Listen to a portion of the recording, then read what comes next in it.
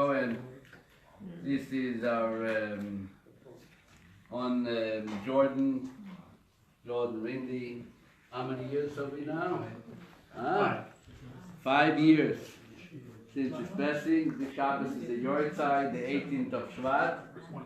I'm sorry, today's the 18th, 20th of Shvat.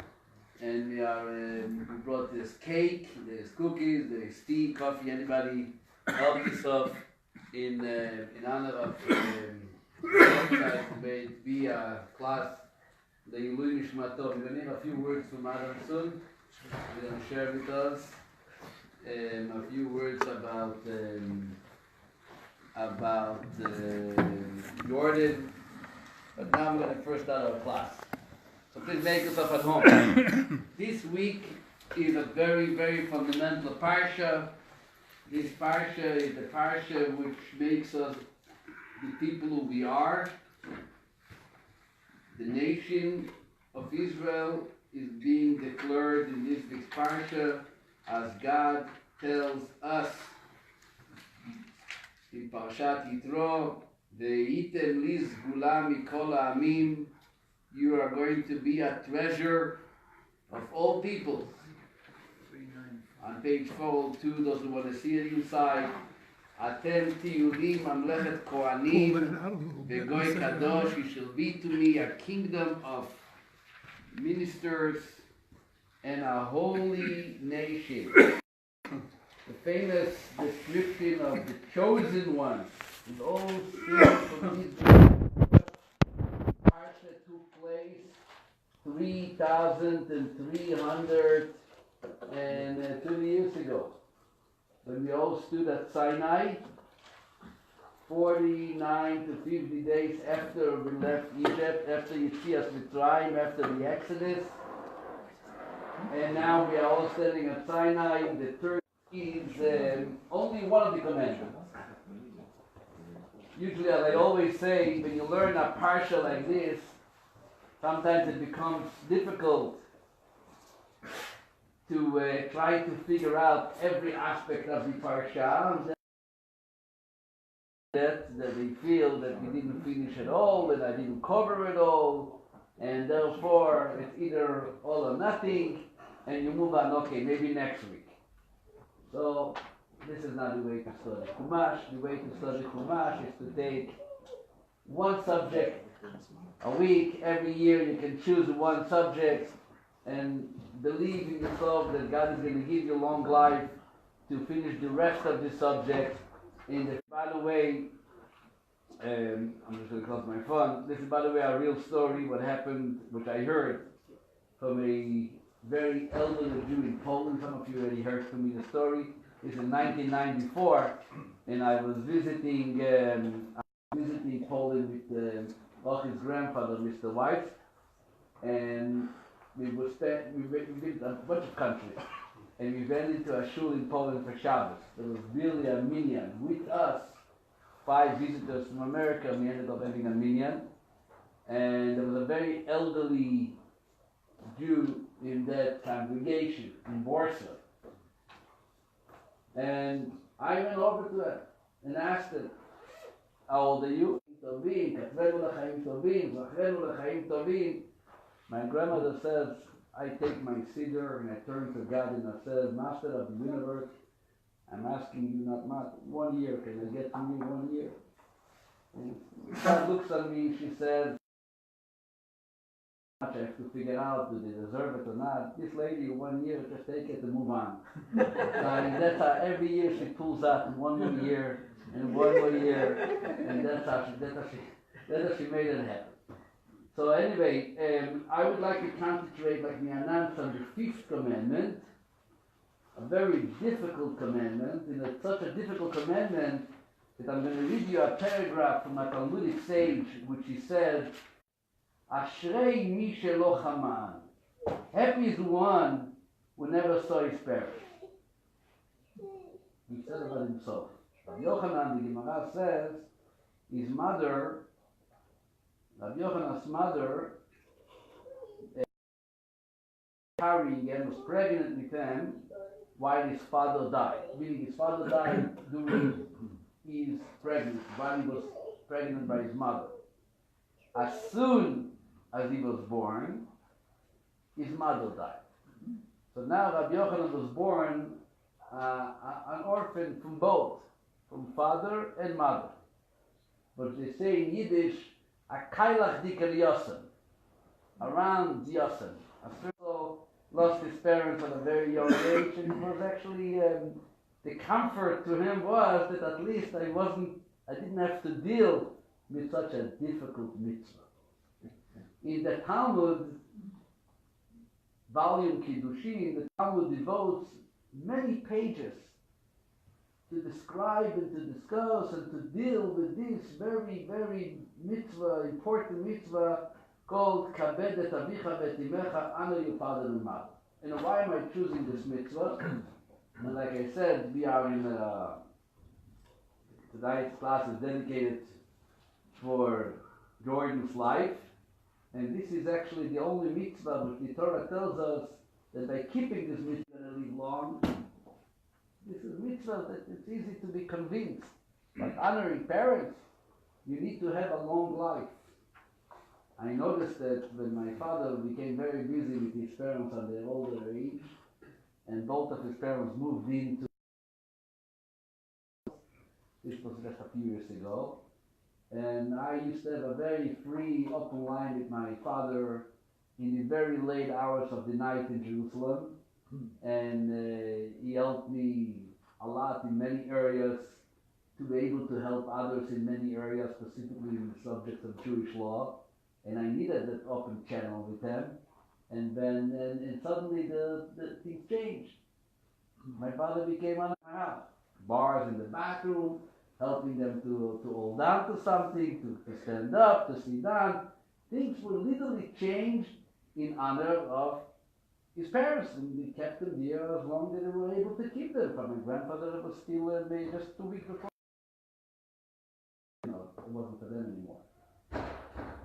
I say one of the Sunday was a project here in Seattle, a learning project, which I was invited to speak. It was a very nice project, and somebody asked me before they opened this project. He says, "Rabbi, what do you want to talk about?" I said, "Give me a topic." He said, "No, you probably know. What are the hot topics today?" The person calling, "Didn't age your parents?" I said, "Yes. I can describe for you many scenarios of difficult, challenging decisions children have to make with regard to caring for their aging parents. Not everyone has the privilege of having an aging father or mother who are taking care of themselves. Some have to make very challenging decisions. Do I take him into the house? Do I send him to a nursing home? Is it on their expense, on my expense? Their social security money, they are selling their house, not selling their house. I mean, what are we doing? This is one of the most, Baruch Hashem, people live long. Thank God. There's Kichut Yamin, there's all kinds of good treatment and medicine and good quality air, and we can live time. But you can imagine, for them giving up time means community time, means time which their teaching would have changed the world. Things that there are few teachings that were left with us, is things that we live with them for the rest of our life. Right? And they were very busy with taking care of their parents. The Talmud says, for example, Rabbi Tarfon, this is a description of Rabbi Tarfon. This is again one of the Talmudic sages.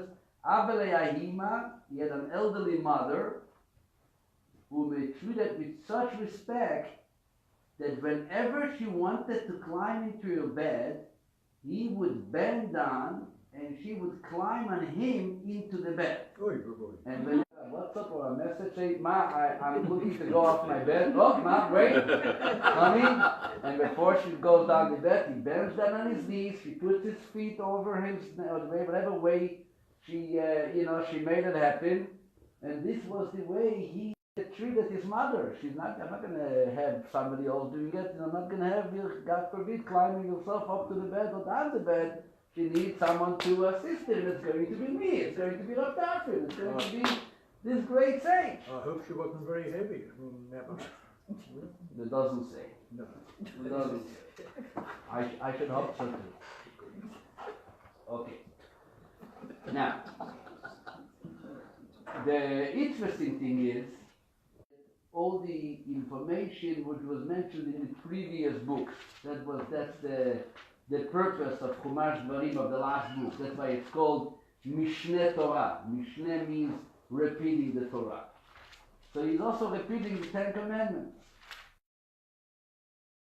With various small differences, the way they are written in the original set. And this itself raises a big discussion. So what did God say? Did he say this or he said that? For example, Shabbat. In the commandment of Shabbat, in the Ten Commandments originally, it says, Zachor et Yom HaShabbat lekachor, remember the day of Shabbat to make it holy. When it comes in Chumash Dvarim, it says, Shamor et Yom HaShabbat. You should say Shamor. But here somehow it was Zachor, Veshamor, Vedibuch Echad. Anyway, when it comes to honor your father, this is what it says in the Ten Commandments in Chumash Dvarim. Kabed et avicha ve'et imecha, honor your father and your mother, kasher tzivcha Hashem Elokecha, as Hashem has commanded you. What does it mean, as Hashem has commanded you? This is the Ten Commandments.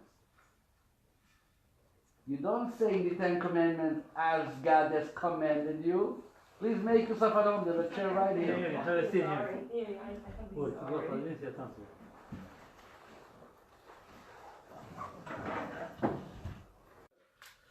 We actually got a bunch of commandments. And now we are learning that that was one of them. On verse 25 last week, we are in a place called Mara. After and they are about to reach, they become thirsty, they want water. They want water. And when they want water, what happens is they don't find water. There is a well of water, but the water is very bitter. And that's why the name of the place is called Mara. And Hashem tells to Moshe, take a log of wood, cast it into the water, and the water is going to turn sweet. Right? And what does it say here? Sham, carrying the manna into the tent, up to the desert, not to carry, not to cook.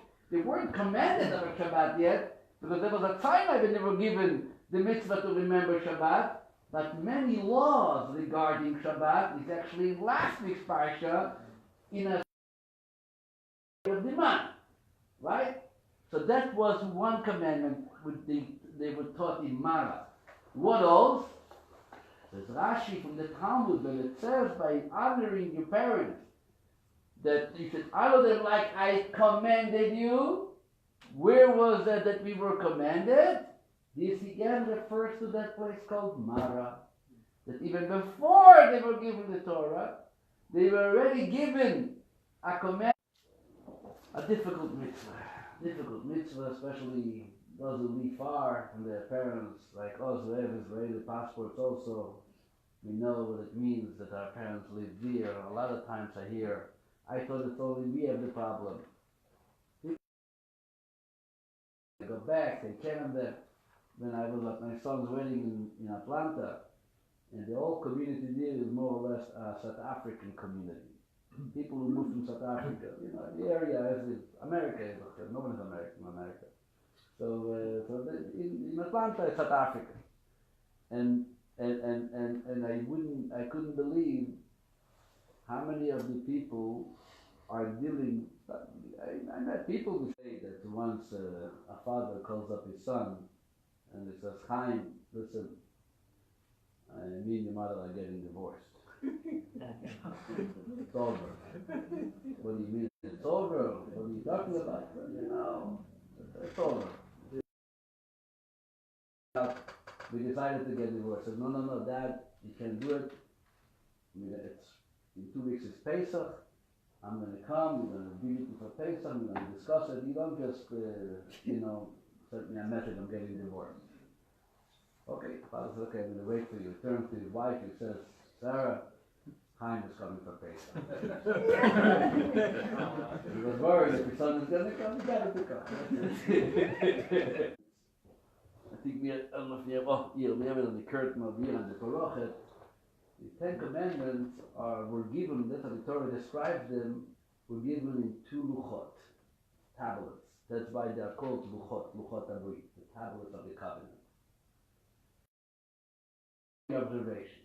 There's 5 on each side, so there must be some fundamental difference between those who made it into the right 5 and those who made it into the left 5. I mean, somehow, obviously, they all had to be worked out, and they all ended up somehow on one of the tablets. But let's try to figure out a system. And the system which he develops is that the 5 commandments on the right is all commit adultery, forbidden relationship, do not covet that belongs to someone else. So every part of the left side is a mitzvah which relates between what we are affecting others in our relationship with others. But then he says, here comes the 5th commandment, is the interesting one. In one end, what is the 5th commandment? Honor your father and mother. So we shall assume that honoring your father and mother means what? I am honoring them. So it's in the relationship of people between themselves, like what we call Bein Adam Lechaver. The moment you honor your parents, simultaneously you are honoring God. Because parents and God are in one partnership bringing you to this world.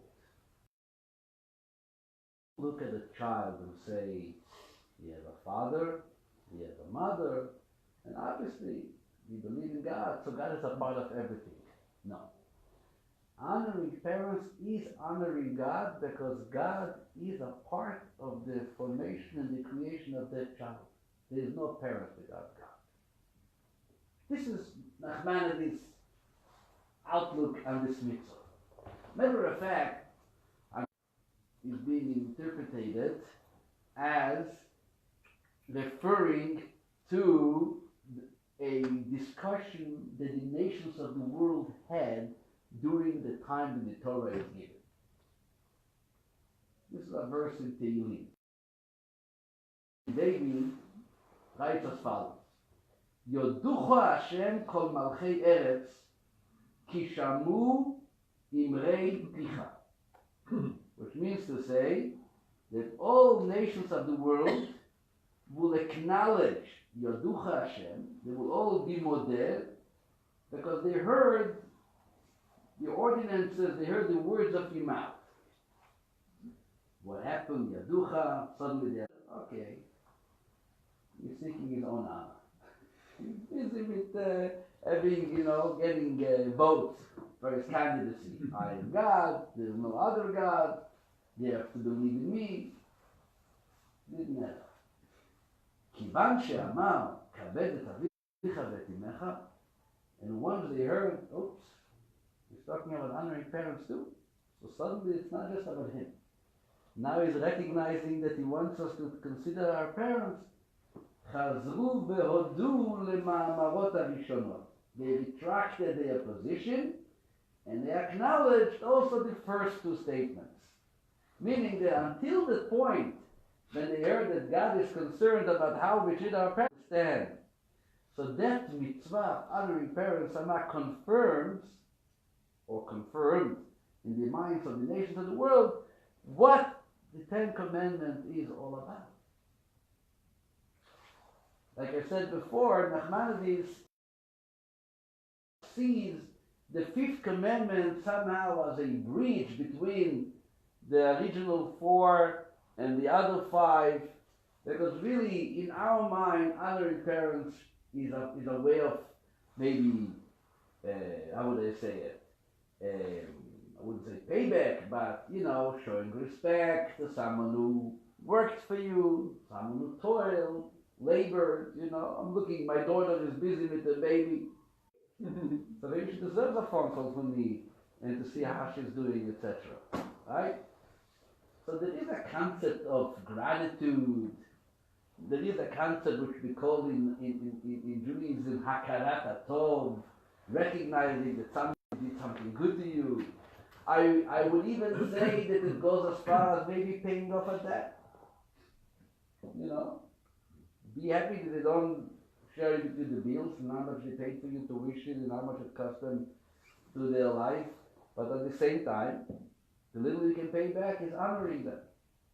What's going on? How's your father? And she says, why? I mean, what is it all about? I mean, it's not like he has a quality life. Look, he's very old. I mean, what's the point? What's the point? She said it. It was a weak moment. Everybody has weak moments. I have weak moments. You all have some weak moments. So she said it. Not something you should have said, but she said it. And I know that you haven't planned to travel again. And you were probably on the phone now with the caregiver and you got some frustrating news, right? So let me tell you. She said, let me tell you. You travel to your parents? You took care of them? That's why they live. To give you the opportunity to take care of them. This itself should be considered a gift. You have to thank God that you have a very old father, that you not because you're thanking God that I have so much fun with my father, I can take him to watch Itro playing violin, or to the symphony, or to go with them to watch movies. No. A few thousand miles away, but you are busy to take care of them, and this brings, okay? So now your life has even more purpose because you're busy with taking care of your parents from afar. And you have to travel, you have to come back, and you have to spend money. Exactly that. What's the story of honoring parents? So let's go back to what we said before. And this is, by the way, also in the Talmud. Now I want to go back to this concept, and this has to do with also with our little boy chick, Jordan, who are dedicating the class in his honor. So I think the parents have to know it. And you lose a child like this, and the mitzvah of honoring parents, even Moses had parents, everybody had parents. So there are each person that you see, so you should know that there are three partners God involved to create it. Microsoft with Amazon, with Google got together, and this is going to be a phenomenon that no one had ever experienced. Three partners. Who are the three partners? Akadosh Baruch Hu, the Holy One be He, Ve'avi, then his father, Ve'imo, and his mother. Bisman she'adam mechabed et aviv ve'et imo, when a person honors his father and his mother, Amar Kadosh Baruch Hu, then God says, Ma'aleh ani alehem ki'ilu dart, field at the time when they have a child. They have a child, and you look back, and he says, so what had happened? I seemingly exercised my marital obligations, right? To be with my wife, and Baruch Hashem, everybody has children. Animals have children. There's children born all over the world. So you should know that that child who was born came as a result that the third partner decided to join you in the partnership, and he wanted you to experience him. You can try to make it work in many ways, which in the olden days were impossible.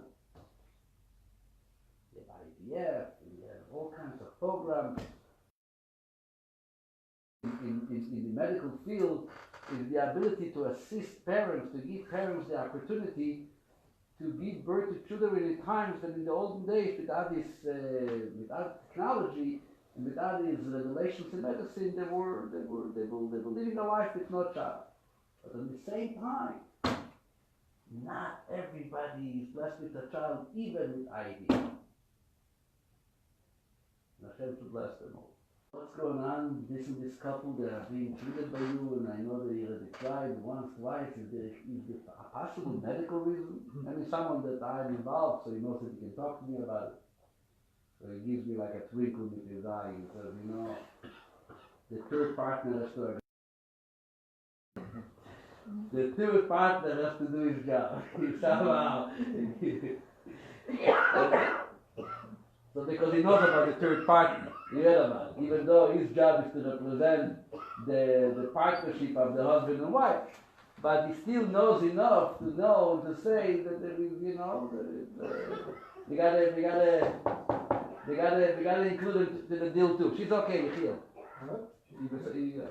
She's gonna be okay. When it comes to have a child, unfortunately, not always realizing the bracha, the blessing in your parnasa, in your sustenance, in your columbines, and in your livelihood, what that child brings into your life.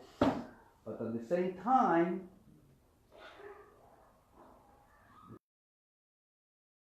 we are told to do, but the choice is, am I ready to partnership with God? This is the choice. And this is the only item in creation that you become a partner with God.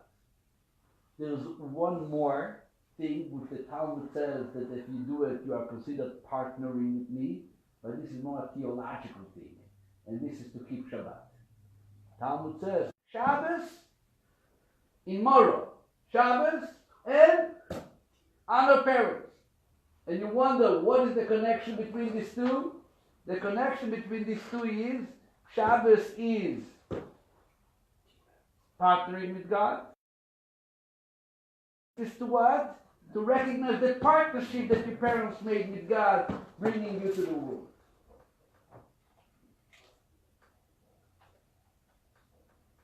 So you can imagine Rabbi Parfin, and looked at his mother. It wasn't just his mother. He didn't just feel like I'm interrupting from studying in order to take care of somebody. Learning is servicing God. Bending down, letting my mother put her knee on me, and disrespecting them. Not so true. Not so true. Even in the code of Jewish law, there are at least two cases which they tell you you don't have to listen to your parents. Which yeshiva to go study. Obviously, if you want to go to a better yeshiva, not if you want to go to a but if you feel you're going to learn better, you're going to grow more in your learning, you don't have to listen to them. And who to marry? Now you tell me?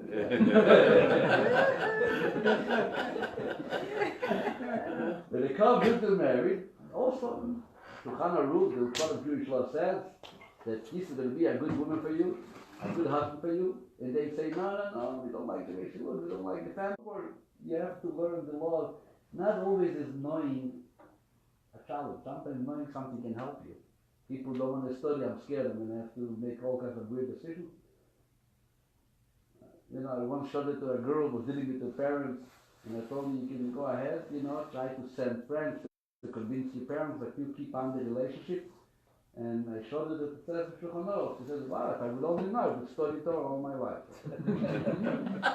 What you tell? There's a lot of good stuff here that I would only know. So what are we saying over here? Sometimes you bring a child to the world. My parents had children, 3 children which did not make it to life. I'm going to be actually, doesn't end. That's a partnership which is lasting forever and ever and ever. Sometimes we can understand and see. Sometimes we're not going to understand and see. But the very fact that a child was born and brought light into the house, into the family, and brought God into the relationship between the husband and wife and that family, is already an accomplishment. Is already a purpose in our godly mission of life and in creation that we should be thankful for. Thankful for. And therefore, of the child, the soul of the father and mother gets elevated. You know, they say that once there was a person who behaved very badly down in this world, and he was sent to Purgatory, he was sent to Gehenna, to hell, and suddenly he's being taken out, brought down to paradise. What happened? He says, I don't know what happened. His son gave a big check to Chabad in your honor. And we felt that that's it. He elevated you. Goes by 48 hours, and again, they schlep him out of Gan Eden, they take him back. He says, what's now? He says, check bounce.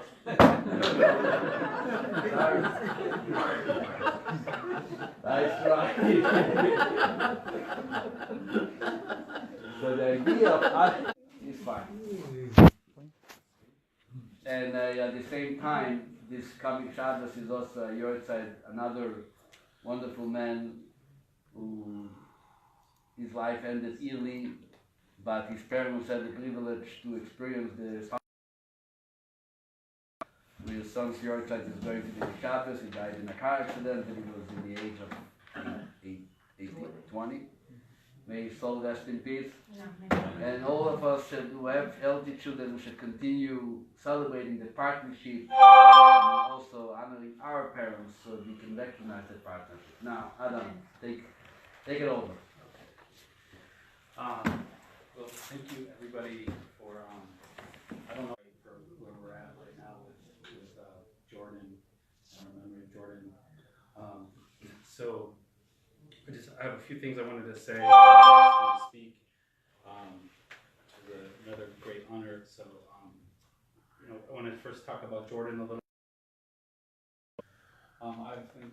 Every year I've stood up in front of the congregation and the community and shared, and you guys all know this. Most of you know the story, and each year there's less and less to say. I think the first year was like a catharsis to be able to speak.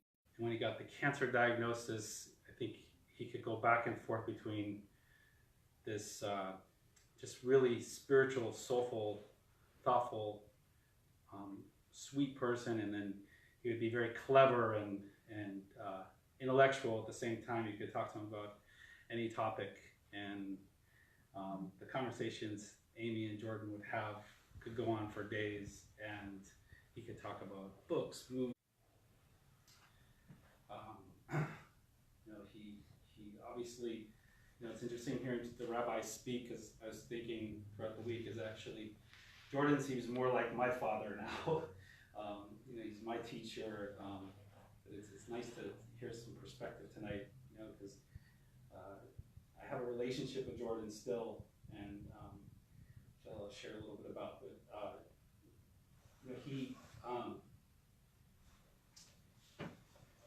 he continues. We decided, I think one of the things that we've always decided, and this was in the very first conversation that I had with Rabbi Farkash when we received the diagnosis, is, he told me some words of encouragement from the Gamzu, and to make that the process that we were going through would still be for the good. And everything we've done since Jordan's passing, we try to bring, these things, like he's still having a physical impact, and this continues, and this is the energy and force that we continue to carry his legacy forward. And you just never know the impact you're having on people here when we all leave. It's not just for today. The energy and what we stand for can carry on, and his certainly is every single day with what we do and how we remember him. So when Rabbi Farkash asked me to speak, I think a lot of years I've spoken here, kind of spoke off the cuff, but I really wanted to dive into some directing where I wanted to go, and I was thinking, it'd be interesting to talk about Itro and to study and see if we can make some connections with your life and Itro, and I was quickly taken off that, even though there was some interesting insight. But when I was studying, it directed me right to this line that sort of right after the Ten Commandments were read, and to preface this is that I was thinking before Jordan and before I was studying that what is it, what, because I can't see him and I'm having troubles with feeling like a physical presence like I did when maybe wherever, whatever happens in the process of a neshama leaving, maybe they're closer for a while. So now, to a sort of energy of him and his essence and what he stood for, much easier. So, so this brings me to this point. So that I was thinking of this, and then we got to this part where it said, and all the people, this was after the Ten Commandments, this is in the beginning of the seventh reading, and all the people were actually seeing the sounds and the flames, and the sound of the shofar, that instead of the literal translation, Rabbi Akiva said that what they saw is normally what they heard, and what they heard is normally what they saw. So like you can imagine this moment in time, like how could anybody describe this event of the Ten Commandments, and it can be just like, yeah, we saw this, and it was sort of this literal experience. Rabbi Akiva said that it was sort of the reverse. It's like what you heard is what you normally would see, and what you saw is what you normally heard. And so this brings me back to kind of why I think that I was led here, is because like I have not met one person since this process that with, and that's what I think when people would say is they never leave you, they never go. I think this is what it means, and this is I think why I was brought to this line is sort of what the eyes no longer can see, we still can experience and be close to and gain inspiration from. That for 30 or 40 years had the responsibility on Simchas Torah to call out the Chatan Torah and Chatan Bereshit. You know that on Simchas Torah, usually we call up a person to the Torah, what do we say? Yamod Moshe ben Mordechai. Fine. But when it comes to Chatan Torah, the one who finishes the last paragraph of the Torah reading, the entire Chumash starts, like we have here, Arnold usually does the Bereshit, the one who opens up the reading of the entire Torah. So there's a whole page, what we read about, let him be honored, and let him be crowned, let him be long life, and then when it comes to Yamod, doesn't just go Yamod, it goes Hamod, Hamod, Hamod, Hamod. It's like a whole reading, beautiful reading. So there was a guy in Shul, that was his job. 40 years he's reading the beautiful Amot for Chatan Torah and the one for Chatan Bereshit. 1 year, he says, last year in Shul, Erev Simchas Torah, the head Rabbi, who always calls people to the Torah, calls him up and says, I'm sorry, this year you can't do it. You can only read Chatan Torah, but you're not going to read the Amot of Chatan Bereshit. Started arguing, what are you talking about? 40 years I'm doing it. That's how you embarrass me. Listen, we have somebody else doing it. Like, when he goes, Amod, Amod, Amod, Amod, like, he's trying to help him out. And lo and behold, who is being called up? Him. The guy who used to read it, who used to just invite the person to the bima, called up, Chatan Bereshit. What happened? The children bought him a present. This year the children decided to surprise him. That they're going to give their father the honor of being the one getting the actual aliyah of Bereshit. So what did they do?